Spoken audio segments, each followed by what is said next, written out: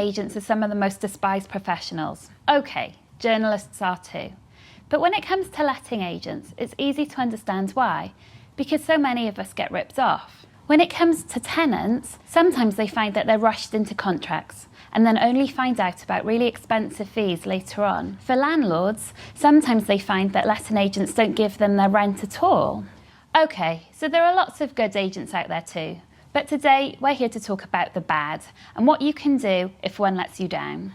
The problem is letting agents aren't regulated, although the government is working to tighten up some of the rules. So when you do lose money, or your tenants lose money, it can be very difficult to get it back.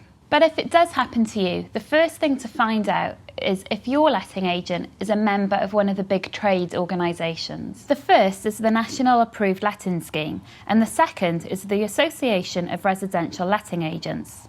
They can contact their members, the agents, on your behalf and bring about a solution.